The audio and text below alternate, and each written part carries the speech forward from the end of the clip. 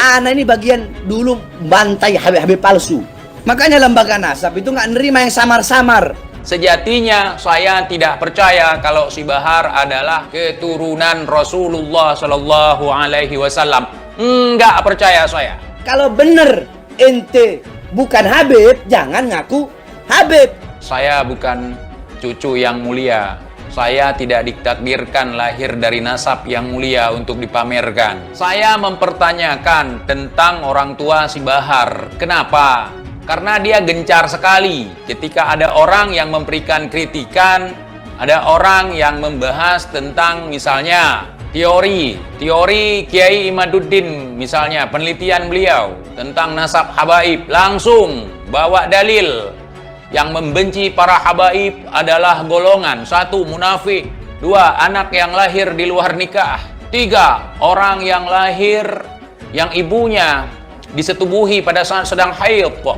Yang ngajak tes DNA ini tes DNA dulu. Apakah termasuk anak zina apa bukan? Sebagaimana hadis tadi yang dikatakan oleh Rasulullah. Sebab yang mengingkari keturunan Rasulullah salah satu dari 3. Munafik, anak zina, atau anak yang disetubuhi dalam keadaan ibunya haid. Gampang sekali seperti itu. Padahal itu cuman penelitian. Kalau memang tidak benar seperti yang dikatakan oleh Kiai Imaduddin, kenapa harus sampai ke situ? Banyak orang yang mengaku-ngaku sebagai cucunya baginda Nabi besar Muhammad, kemudian mereka datang untuk memecah belah umat. Maka kita akan uji sampai mana kebenaran bahwa dia cucu Nabi. Baru kita percaya dia sebagai cucu baginda Nabi. Apalagi kalau berani tes DNA. Boleh kita tes DNA. Ana yang duluan mau tes DNA, tapi ya dengan beberapa syarat. Syarat pertama, apakah bisa mereka yang meminta itu menggali kubur Rasulullah untuk mengambil darah Rasulullah? Makanya kita uji dulu si Bahar, salah satunya yang lahir dari seorang ibu yang bahenol, saudara, yang sampai berfoto dengan maknya harus seperti itu. Tolong jawab, tolong bapak kau, mana bapak? Bapakmu, bapak. Mana bapak? Jadi pada dasarnya lembaga nasab itu hanya pengen dijamin kebenarannya, kesohihannya. Yang nggak jelas nggak ada. Orang bisa merekayasa atau mengingkari catatan manusia, tetapi menurut saya sekali lagi ada catatan Tuhan yang tidak bisa diingkari, dan ini ada pada diri kita. Hakikatnya adalah kita ini disusun oleh tubuh kita, disusun oleh seluruh materi leluhur kita, dari Nabi Adam, Ibu Hawa sampai ke bawah menjadi ibu. Demikian juga kita berarti punya satu kode yang presisi. DNA kita itu kayak misalkan Imam Ali, FJ1, FGC 10500. Dia si Bahar ini, saya berbicara ini menyebutkan nama, artinya saya tidak mengatasnamakan habaib di sini. Saya tidak mengatasnamakan zuriyah Nabi di sini, karena sejatinya saya tidak percaya kalau si Bahar adalah keturunan Rasulullah Shallallahu Alaihi Wasallam.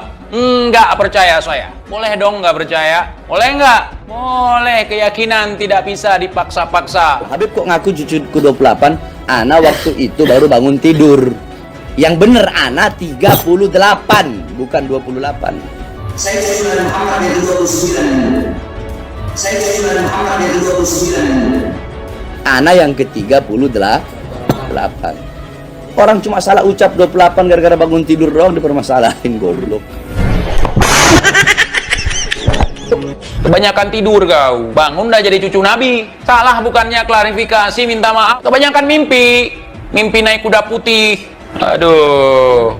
Dikasih klarifikasi itu Ana ditanya ketika Ana lagi bangun tidur. Jadi Ana bilang 28. Ya, harusnya Ana ngomong 38, cuma Ana salah ngomong 28. Mana ada Habib emaknya itu kan istrinya Habib juga. Jilbabnya tutup kepala, nampak pantat, tutup pantat, nampak kepala. Nggak ada. Walaupun dia ahwal, walaupun dia bukan kalangan syarifah atau saidah, dia tetap tahu bagaimana menjaga aurat. Aku ulama, mak sendiri pun belum bisa dididik dengan benar. Ngaku anaknya Habib, istrinya nggak bisa dididik dengan benar. Peblinger itu. Pemerhati budaya, sejarah dan genetika, KRT Fakih Wirahadiningrat menyoroti tentang sekumpulan kaum imigran dari Yaman, yaitu Bani Alawi bin Ubaidillah atau lebih dikenal dengan Ba'alawi, di mana secara masif mengklaim sebagai keturunan Nabi Muhammad SAW. Dan melalui lembaga pencatat nasabnya, Maktab Daimi Rabithah Alawiyah seolah menjadi satu-satunya lembaga paling sahih mencatat nasab keturunan Nabi di Indonesia. Ironisnya, di Yaman sendiri lembaga ini tidak ada. Yang ada hanya mencatat nasab internasional keluarganya sendiri-sendiri per kabilah. Faktanya, mereka juga tidak diakui sebagai bagian dari keluarga Nabi oleh Nakobah Saadatul Ashraf di Yaman sebagai negara kampung leluhurnya. Apalagi di Irak, yang mana mengklaim keturunan Sayyid Ahmad Al-Abah Anafat bin Isa Ar-Rumi Al-Husaini, yang katanya hijrah ke Yaman. Mereka juga sama sekali tidak mendapat pengakuan darinya. Nihil, Zong alias Zero. Ibaratnya mereka ini anak-anak terlantar di negeri orang yang berlaku arogan, palsu, gegabah, dan membuat kerusakan terkait masalah nasab Nabi. Karena selain diiringi tindakan rasis, terutama dalam kaidah kafaah pernikahan, juga doktrin kemuliaan nasab Rasul bagi mereka. Seperti kalimat yang sering diangkat dalam mimbar-mimbar mereka. Walau ada Ba'alawi yang bodoh atau ahli maksiat, itu lebih mulia dari manusia biasa atau non-ahlul bait. Termasuk dari kiai yang alim sekalipun, karena dalam darahnya mengalir darah Rasulullah. Sungguh luar biasa. Kalaupun mereka ini benar keturunan Nabi, tetap saja doktrin dan ajaran tersebut berbahaya karena rentan berujung kepada pengkultusan nasab serta image Islam sebagai agama pilih kasih dan rasis. Apalagi ternyata nasab mereka diragukan dan tidak diakui dalam pergaulan keluarga Nabi sedunia. Sangat ironis. Sebenarnya tidak menjadi persoalan mau mengaku nasab Nabi atau Fir'aun sekalipun. Yang miris manakala seringkali mereka menuduh minor nasab keluarga besar golongan lainnya, seperti Bani Wali Songo atau para ulama penyebar Islam awal yang telah berdakwah di Nusantara lainnya. Dan sebagian mendirikan kesultanan atau kerajaan Islam di Nusantara juga dituduh palsu atau dibelokkan nasabnya. Padahal banyak catatan internal keluarga dan ada ketersambungan nasab dengan baginda Nabi Muhammad SAW. Sikap arogan ini berujung membuat Ba'alawi harus menanggung malu ketika nyatanya nasab beberapa keluarga Wali Songo dan keluarga kerajaan Nusantara akhirnya diakui sebagai keturunan Nabi yang sah. Terbukti mendapat isbat serta syahadah nasab resmi dari beberapa nakobah dunia. Artinya catatan keluarga besar Nusantara, matching atau plop, nyambung dengan nakobah internasional. Apabila sekarang dibalik, kamu dulu sering menuduh kami palsu, kami selalu bersabar. Namun karena sudah keterlaluan termasuk sering melakukan persekusi, sekarang kami membuktikan bahwa nasab kami asli. Nah, bagaimana dengan kamu? Mana buktimu?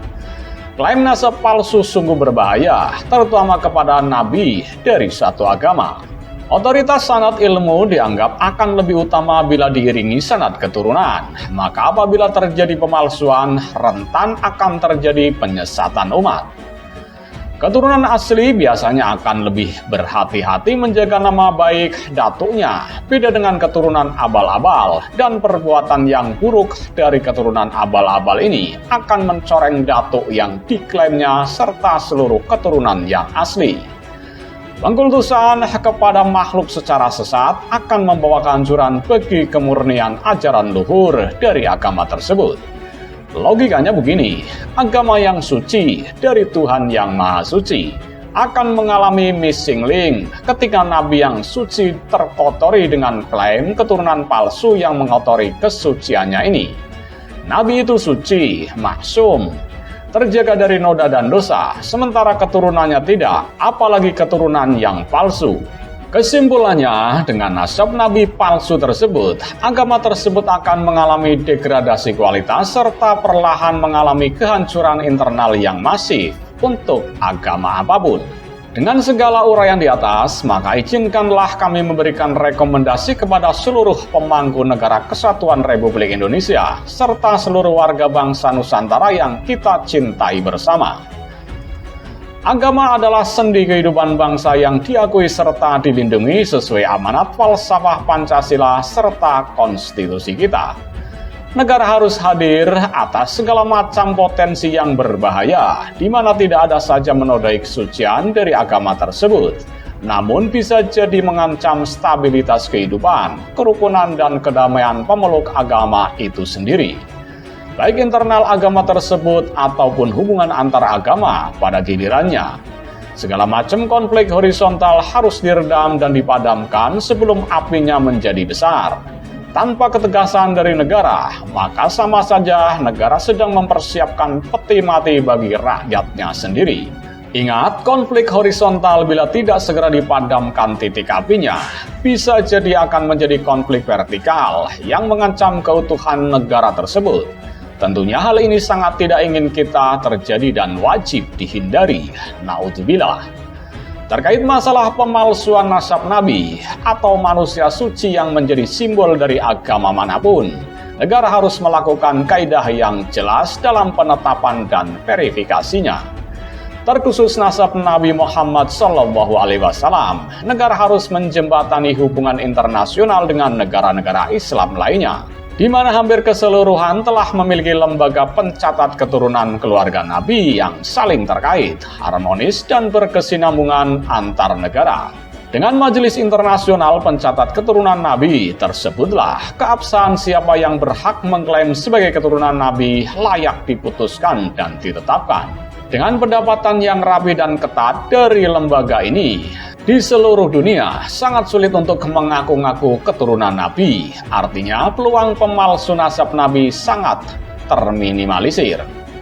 Sebagai negara yang mayoritas beragama Islam, serta menjadi negara dengan jumlah pemeluk agama Islam terbanyak di dunia, Indonesia adalah cermin peradaban Islam itu sendiri. Dengan kemajuan ekonomi yang telah masuk menjadi negara G20, juga dengan segala potensi SDA dan SDM-nya, Indonesia diramalkan akan masuk dalam jajaran negara termaju dan terkuat di dunia. Artinya, segala hal yang menjadi potensi ancaman, tantangan, hambatan, dan gangguan menjadi era emas tersebut harus dikikis sejak dini.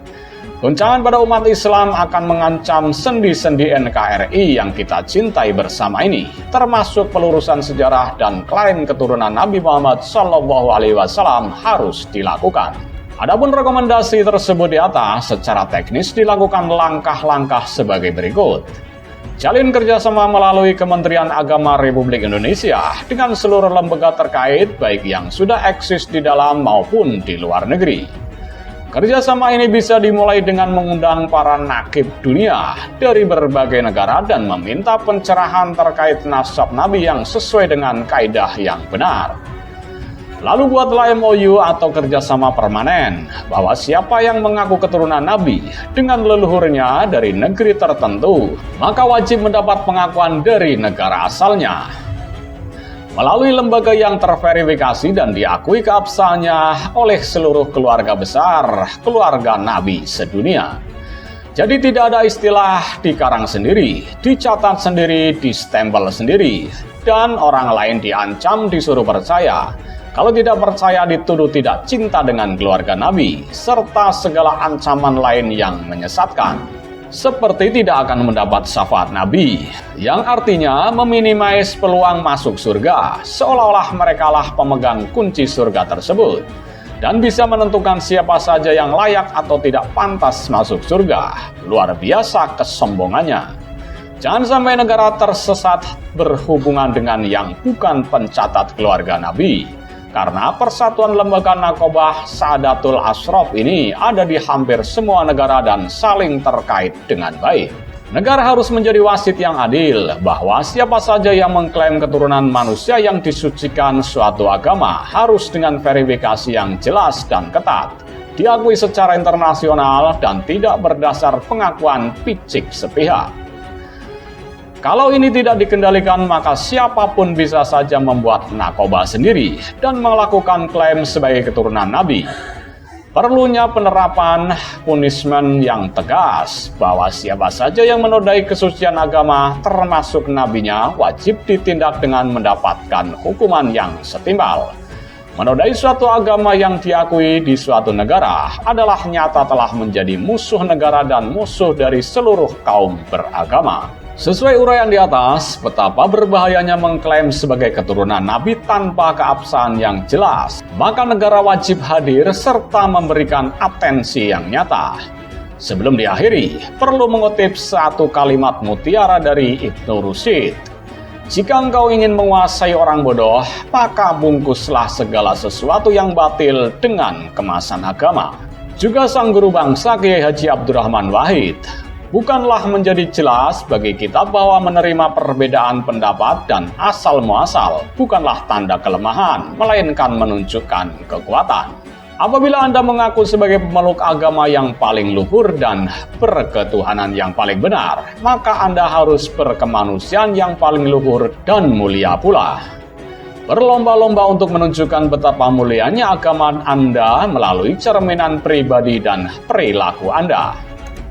Namun, kita harus bersepakat pula sebagaimana yang disampaikan Kiai Haji Bahaudin Nur Salim atau lebih dikenal dengan Gus Baha, seorang ulama muda NU yang terkenal dengan kealimannya, bahwa untuk memperbaiki manusia itu butuh proses, tidak bisa langsung dihabisi. Jika tugas kenabian hanya untuk menghabisi keburukan, maka bermitra dengan Israel jauh lebih efektif daripada dengan Jibril.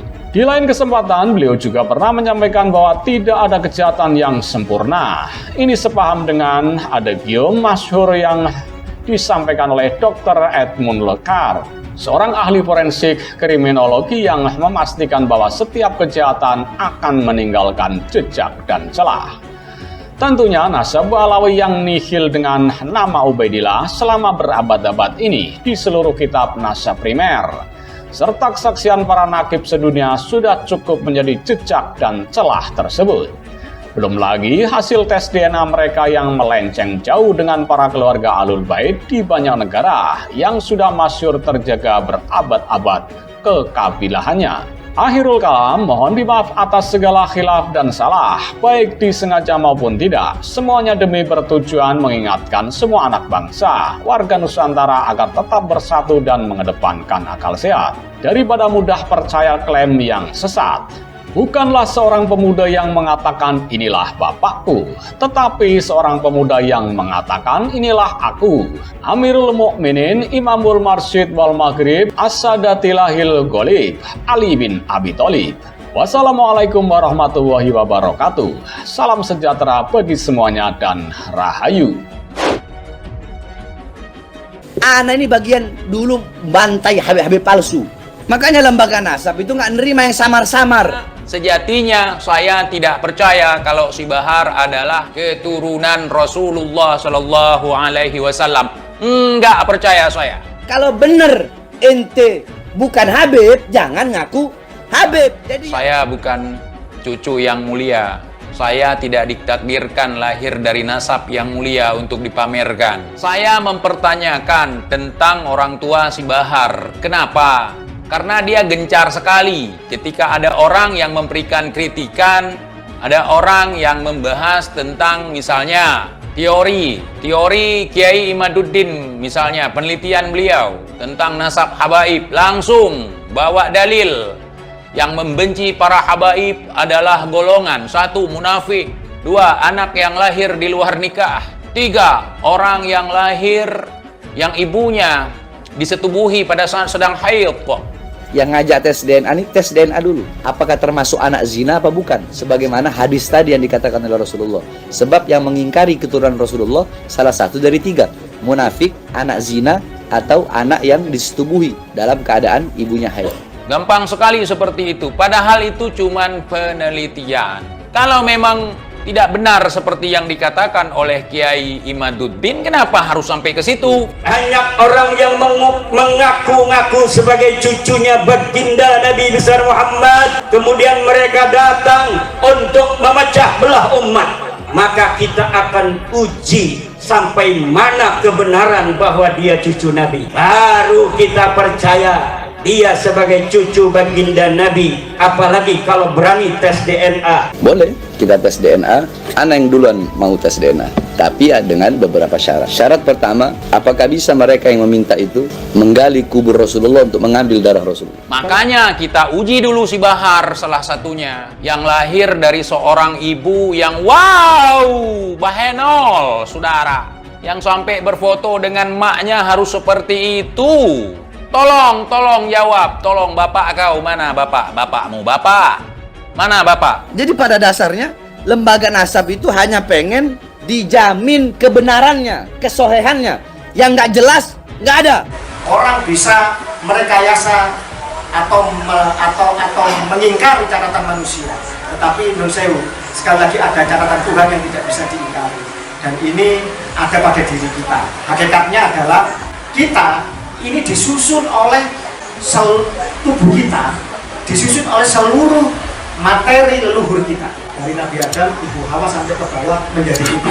Demikian juga kita berarti punya satu kode yang presisi. DNA kita itu kayak misalkan Imam Ali, FJ1, FGC 10500. Dia, si Bahar ini, saya berbicara ini menyebutkan nama, artinya saya tidak mengatasnamakan habaib di sini. Saya tidak mengatasnamakan zuriyah Nabi di sini, karena sejatinya saya tidak percaya kalau si Bahar adalah keturunan Rasulullah Shallallahu Alaihi Wasallam. Enggak percaya saya. Boleh dong nggak percaya? Boleh nggak? Boleh. Keyakinan tidak bisa dipaksa-paksa. Habib kok ngaku cucuku 28? Ana waktu itu baru bangun tidur.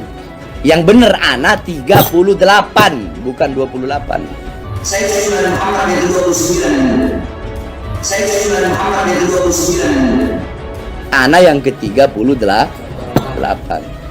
Orang cuma salah ucap 28 gara-gara bangun tidur doang dipermasalahin, goblok.